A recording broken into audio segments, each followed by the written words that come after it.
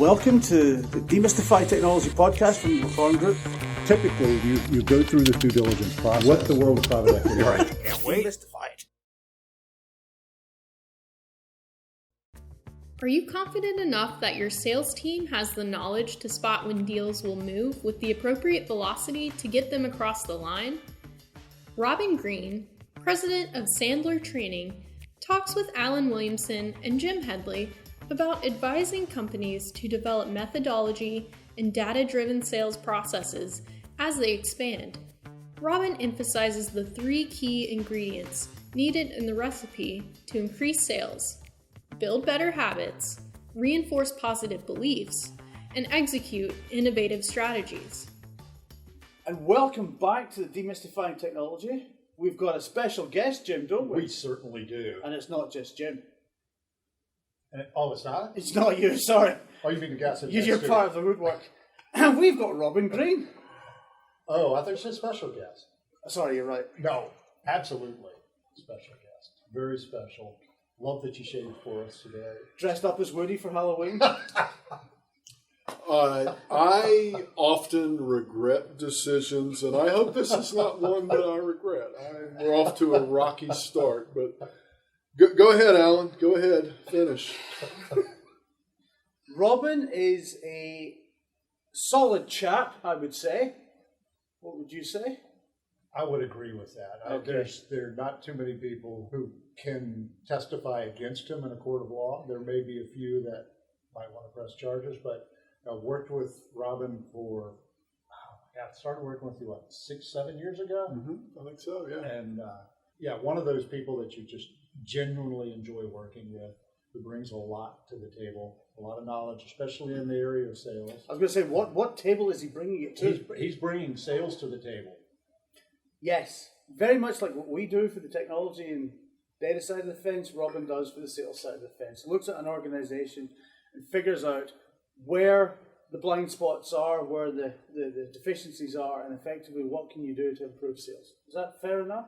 Yeah, exactly. Well said. The thing that we do in the work with Sandler Training here in Richmond, it really is helping companies develop methodologies and processes. You know, a lot of times companies are really good with process when it comes to accounting and operations and how they serve their clients and customers.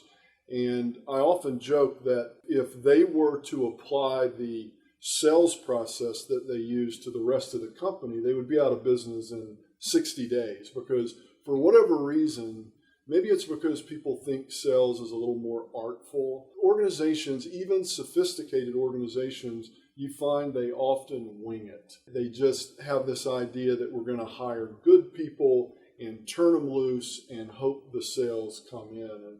And what we found through our work is that just like in other parts of the company, there are processes and methodologies that help companies be not only more effective, but more efficient, spend their time doing the most important things. Got it. So we do a lot of work, as I'm sure you do as well, with sort of founder-led organizations that are looking for that next step in their growth. For us, it's usually helping them navigate the private equity world or the investment world, etc. And that founder has been typically the strong personality. They're the harborers of that idea that they've developed over maybe 20 years. They've plowed the field hard. They've done everything themselves. Sales, marketing, product development, product building, probably have very few trusted people around them that they know and trust and love to get what it needs to do. But they're now at the stage of needing to scale out and to grow. We find that some of them find it hard to let go of that control over everything, but they must let go of the control in order to grow. I'm sure you see that as well on the sales side of the fence because the founder probably thinks they're the best salesman for their product ever. Well, in many cases, unfortunately, they are. That's part of the challenge is it seems like, all of the good deals and all of the big deals and all of the high-valued prospective clients, the founder is involved. And one of the, I would call it a blind spot in organizations is when the owner or the founder is the number one salesperson. Because as you mentioned, Alan, how do you scale that? And that's where owners have to think about not their organization today, but what do they want their organization to look like 3, 5, 10, 20 years from now? And are you the chokehold of the organization if you have to be so involved in sales that you can't provide the vision for the organization? And so that's where a lot of the success that we've had working with companies is when you can have a common language and you can have common processes. Now you can hire, onboard, and train other people to do this. It's really hard to find someone that has the magic of the owner. And so that's really part of the goal of having a common sales language and a common methodology and a common approach. It allows the owner to be less involved, yet we can be more confident that deals are moving with the appropriate velocity and we're getting enough deals across the line. And I'm curious, from your standpoint, what are some of the organizations so let's pretend, I went down my client list and I was thinking, okay, here's some companies that are aggressive, they're growing, they may be looking to expand. Thinking about your group, what are ideal clients and ideal prospects? Like, who typically engages with you guys? So we're looking primarily at founder-led organizations that are looking at that first investment into the company, either through private equity or thinking about dipping into that, or in many cases, we're on the other side of that, working with the private equity firms that evaluate companies. But when you look through that list and you're seeing organizations that are, say, that small to mid-cap, $5 to $250 million a year in revenue, who, much like the situation you're walking into, where the founder has been everything to that point, they've done what they had to do to make it happen, right? And the technology's quite often in the same state, right? It's, all right, this is what we had to build to fulfill on my vision to see if this was even a viable product.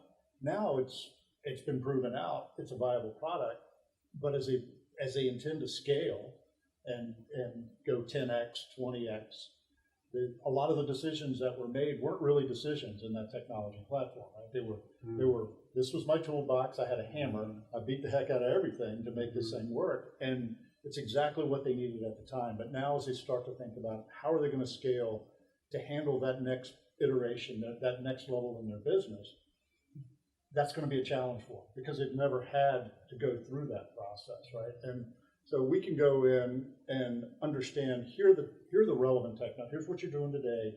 Here are the gaps. Here are the technologies that are relevant to that. And how you should, what you could do to apply a better set of technologies to support you in that. And we're also doing that from a data and analytics perspective.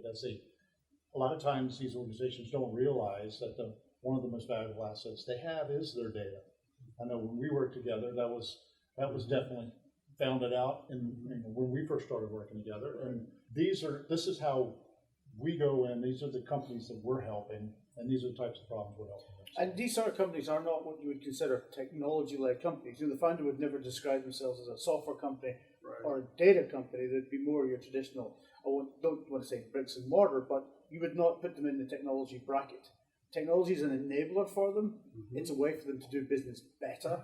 But as Jim noted, a lot of them don't realize the value of the data that they're sitting on. They're sitting on maybe 20 years worth of customer behavioral data, how they've interacted with the customer. Mm-hmm. But you wouldn't say that they're a technology company. Right. So things like warehousing, analytics, etc., are foreign techniques to them. Mm-hmm. Not because they thought they didn't know about it. They just simply have been in that chasm of where they didn't realize that those sort of technologies were relevant to them or could make them move the needle or could help identify a market space that they simply were not realizing that they could move into. Mm-hmm. And I know in the sales world, there's certainly a lot of people who do sales well. They have processes, they have methodology, they have a coaching culture, and so they do it themselves, and they do a very good job doing it themselves. I'm curious, in the companies that you engage with, can they do it themselves? Are there people, within the company that can do some of this analysis? Yes, if they're coached properly. So I think a lot of what we find is that the companies are just too busy in serving the company, not to sort of take a step back and see, hey, what is the industry doing at this precise moment? Are we doing the things that expected of us to be doing that. They very much are focused on, ironically, what the sales people need in order to satisfy their customers. So they don't really get an opportunity to redevelop or re-architect or even to think about paying down some technical debt. It's something that they knocked together 2 or 3 years ago is still serving the business today. So in many respects, what we find is founders and sort of top management don't see, particularly if they're not from that space, technology aging. They don't see it as something, well, software doesn't age. It's a 1 or a 0. It's always alive.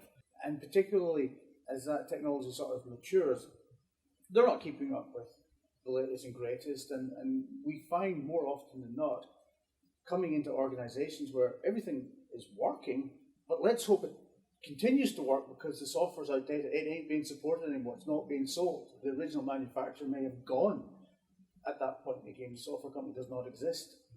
So now you've got literally a time capsule. Yeah.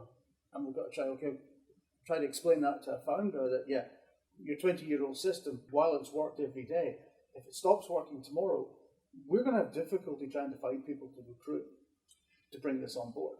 Yeah, so it's really, it's amazing how parallel that is to actually some of the challenges that we deal with. So it's the idea that conceivably we can do it ourselves, but then you have to think about how effective is it and how efficient is it. So when I'm doing that, what am I not doing? And then how much growth and revenue am I leaving on the table by using, sort of my own people, my own staff, and not bringing in experts who see things in a different way. They do this stuff every day. So yeah, that's interesting.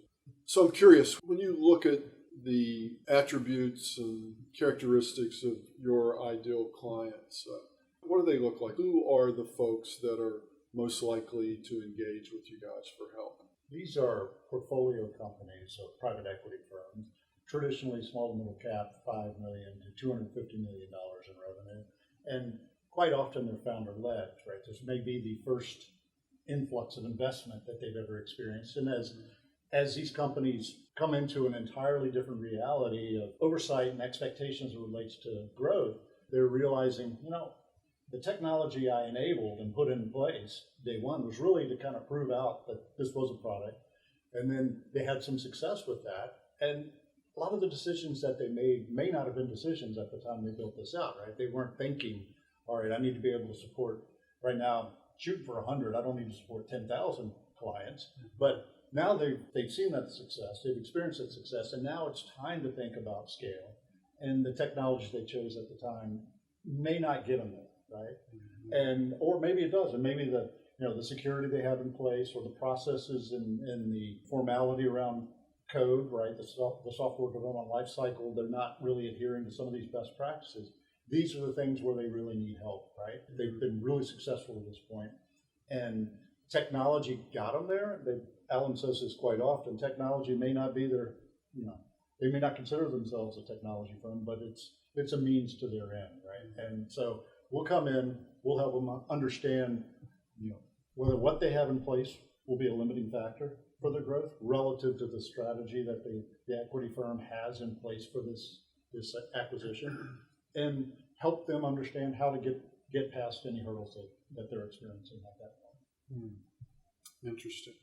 So is there a particular, because I'm always curious about every business, I think sometimes our sales organizations can be too I-centric. So in other words, I tell people why they should buy from me because we're the best this, we're the best that, we've got the best data, we've got the best white papers or whatever it happens to be. And it's funny, I found out the other day there are 9 number 1 radio stations in Richmond, Virginia. Wow. So everybody's number 1, and every salesperson who shows up on the stoop, their company is the best. If you're a salesperson or a sales leader that's listening to this, not to think about what's great about you, but the trick is to figure out what are the problems that we solve. Because people don't buy for my reasons. When I say, well, why should I buy from you? What are the 3 reasons we should work together? You hear things like, expertise, quality, integrity, all of these kinds of things. But the truth is, those are my reasons, and that's not the prospect's reasons. And so I'm curious, what are the real world problems? Like your customers or the folks you work with are around the coffee maker, and they're talking about some of the challenges and issues that they're going through. Like in their language, what are the problems and issues that they reach out to you for help with? Before I go down that path, I'm going to ask you a follow-up question to what you thought there, because Jim noted a couple of things there. So in your experience, how many of your sort of sales/founder-led people, do they drive their stuff from data? Are they poring over Excel spreadsheets of how things are going, or is it still very much gut-led? So you talk about putting a process around that. But how much of that process is data-led at the moment, or are you having to introduce even that simple fact of storing metrics? And I think it's all over the place. I've got a client who's in the higher education space out west, and I would say that they are very data-driven and they use data to make decisions. And then I've got companies that may be in the range that you guys would engage with, $35, $40 million companies that are running things off an Excel spreadsheet. And then other companies, they're aspiring to run things off an Excel spreadsheet. So it's all over the map. And in a way, it's a little bit like sales. There's just maybe the value of the data isn't apparent. Like you said something earlier. So it's the idea that we've got all of this data. But as I think about it, I've never had that thought until you mentioned it.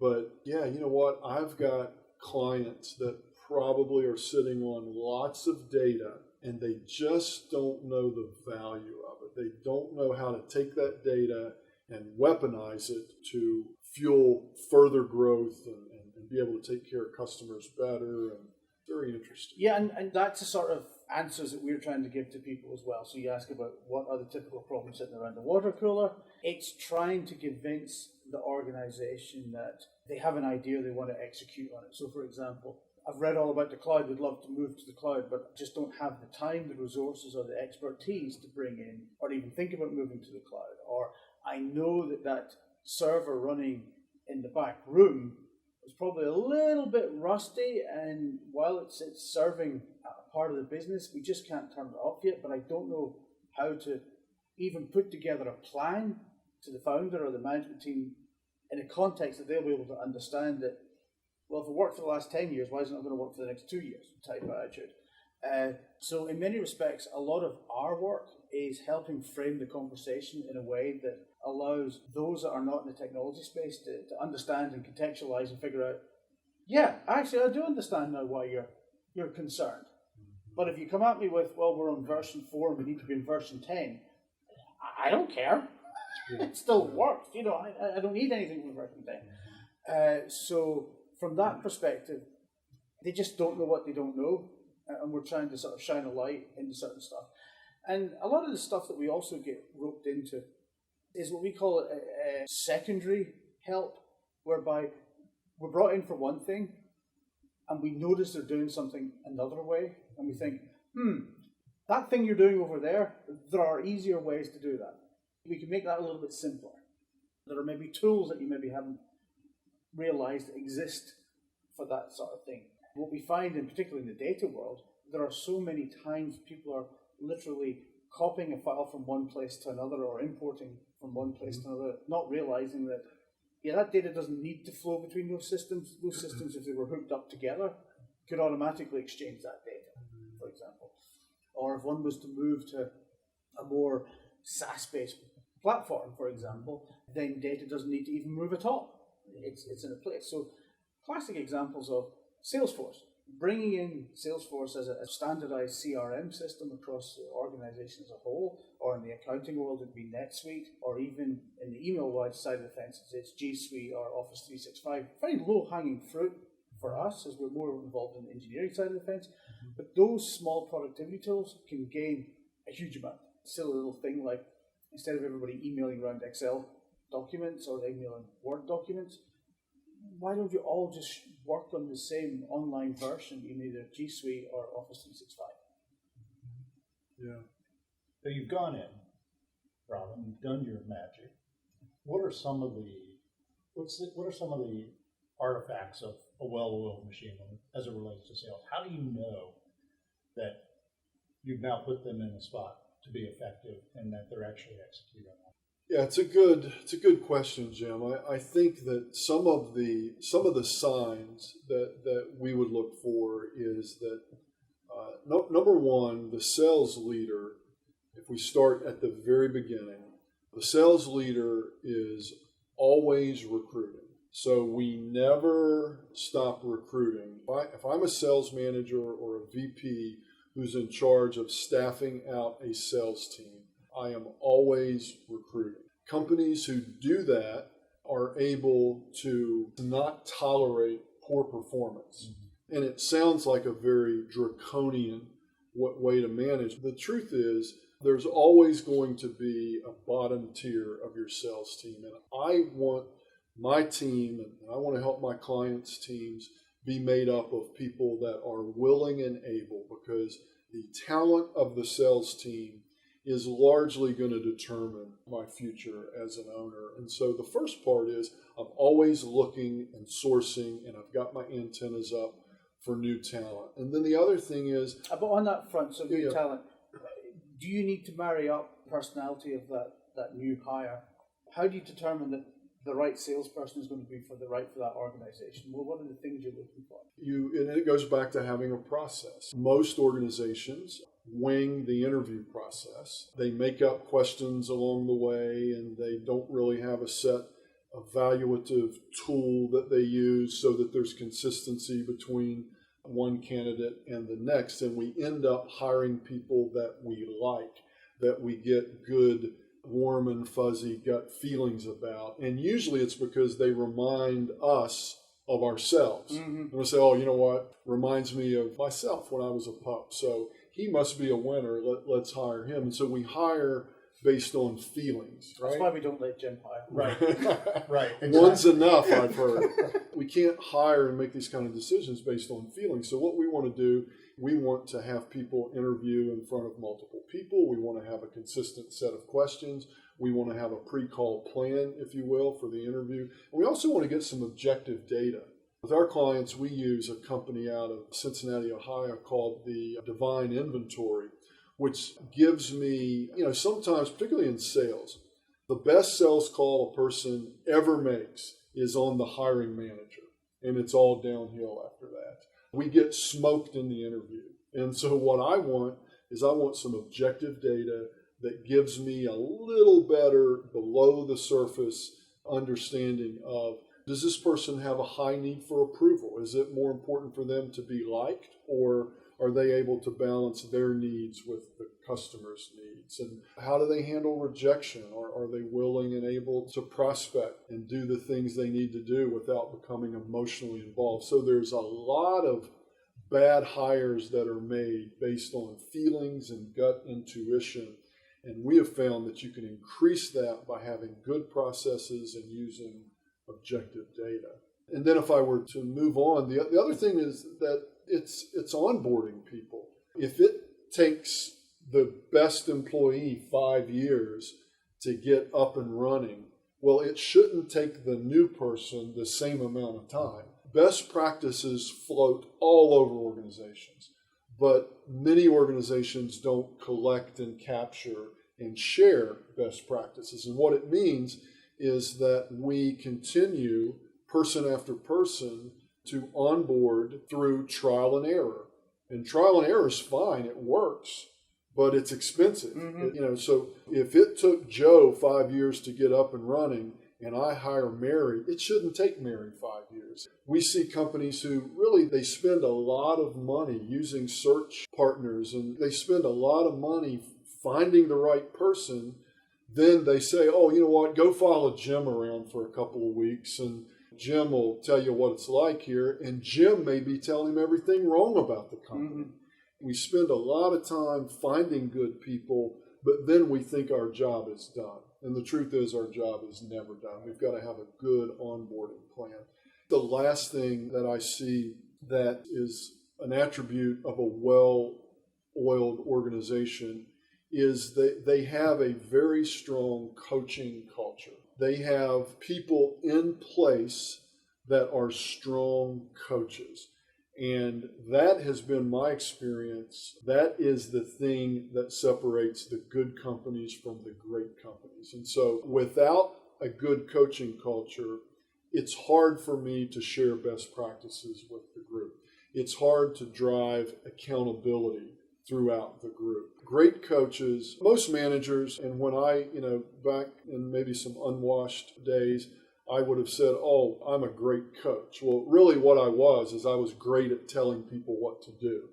And that's not what coaching is. Coaching is when I am pulling out of you the reasons, the barriers, the head trash, the beliefs. Like, what is it that's causing Alan not to reach his potential? And I'm helping Alan come up with the answers. And when you see a well-oiled organization, you almost always see an organization that values coaching. So, Robin, in organizations where the salespeople are largely commission-based, how do you balance that coaching? Well, it's a good question because there's certainly a competitiveness to sales, and sometimes salespeople have a zero-sum or a scarcity type mentality. But one of the things that we have found, it really goes back to finding the right people. Organizations that have pockets of salespeople who aren't willing to use the word we, and it's all about I, those are not healthy organizations.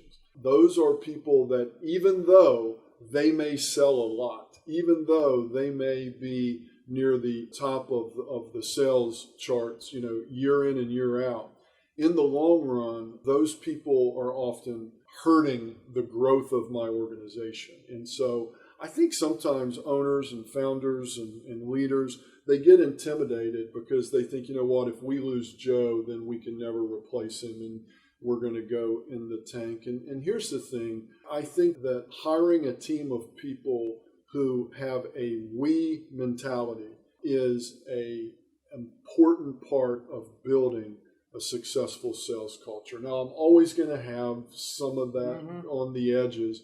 My objective is really to staff a group of people that are willing and able not only to do the work that we need them to do, but also to help us build a strong sales team. So let me ask another question. I want to go back to a thought I had earlier.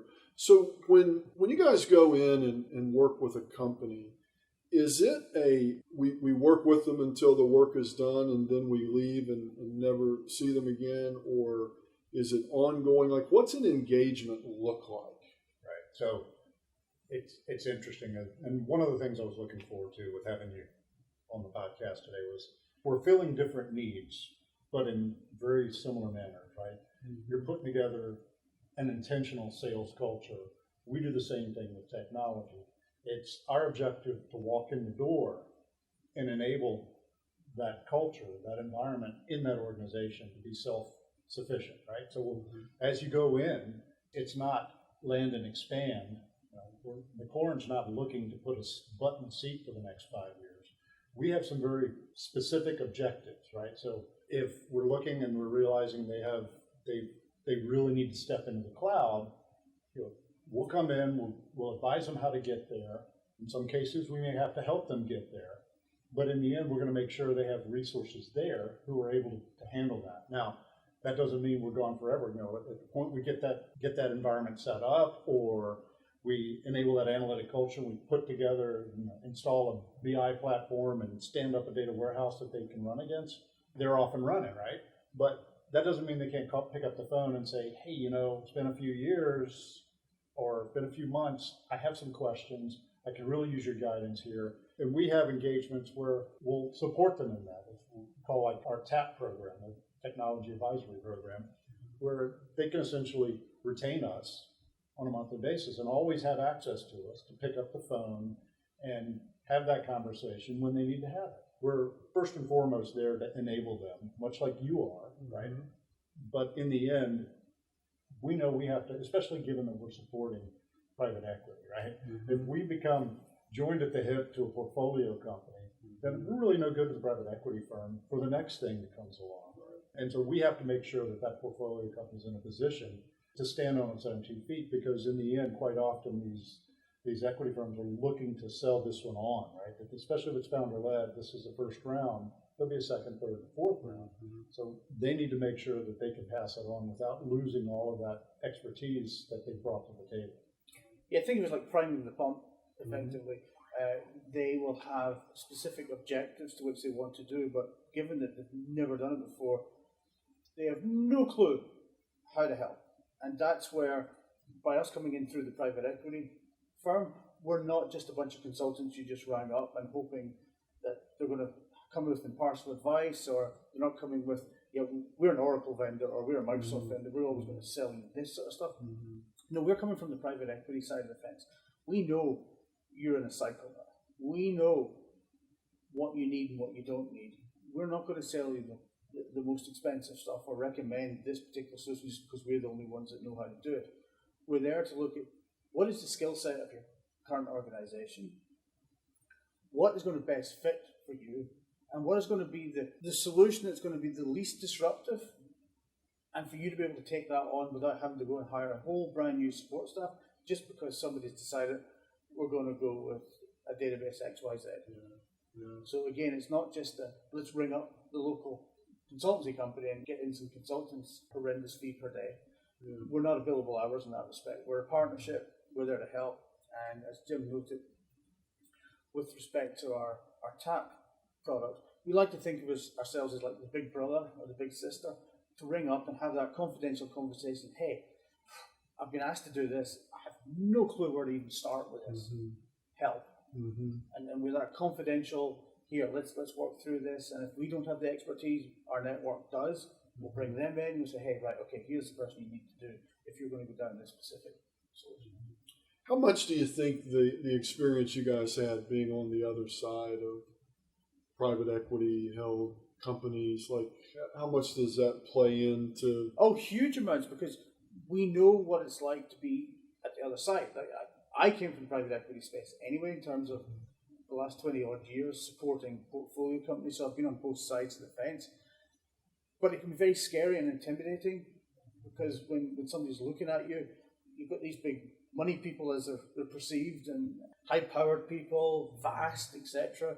And you don't want to look stupid, you don't want to look ignorant, you don't want to look stuff. But in reality, if you don't know it, you don't know it. That's okay. To welcome, want to get more information is a beautiful thing. And when we talk about a company preparing for growth, a company preparing for a due diligence or a transaction, whatever side of the fence you're on, it can be a scary and intimidating process to be through. And we know what that's like, having a day's worth of interrogation of a company coming in, sitting down, and basically analyzing everything you've been doing for the past 4 years. Yeah. And it was my first exposure to it was being acquired, right? Yeah. And it was intimidating. But what I didn't appreciate until I saw it in action was the expertise that they can bring to the organization. I knew what I knew, and I know you look at me, God, that guy knows everything. I know you think I've often thought that, yes.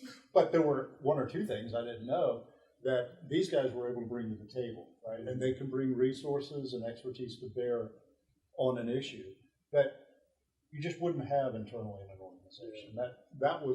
That's what convinced me that. Yeah, and I think the biggest misconception is that we're there to judge.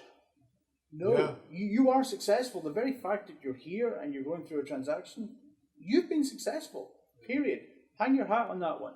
Now, we're here to help to make things a little bit easier, or if there's a change in direction or a change in strategy, we're here to help that through that process a little bit more, but we're not here to judge. Yeah. So when do you ever step away? I mean, what are the conditions? Always. Yeah. We always step away.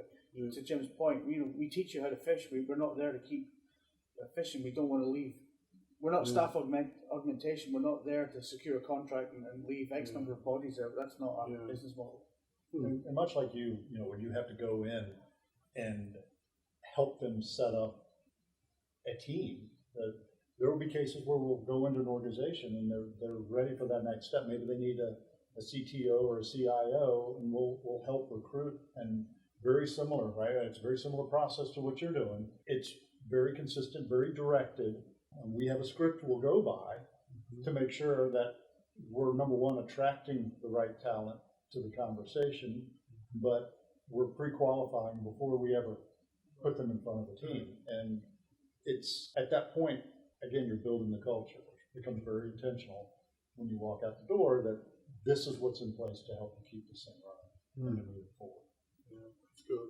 So you've now, as we make this very intentional for the technology side, you're doing it for the sales side. What are some of the metrics that you're using to understand whether you've acquired or they already have the right resources in place to make that sales team effective? What are you watching from a metric perspective? Well, I think if we think about metrics, and maybe I'll turn that question just a little bit, because it is one of the biggest challenges that organizations have. And I call it, got a number of things that I put under the umbrella of a blind spot. Classically, organizations get their sales teams together, they put their PowerPoint slide on the board, and what are they looking at? They're looking at how much have we sold this year, this quarter, this month. And so we're looking at outcomes. And that's important. That's obviously important. Someone has to be keeping their eye on how much are we selling. But the problem is I don't want my salespeople focused on outcomes because I can't control outcomes. Have you ever done everything right in the sales process? You did your stuff exactly the way you should have done it, and your prospect went with someone else. I mean, it's happened to all of us.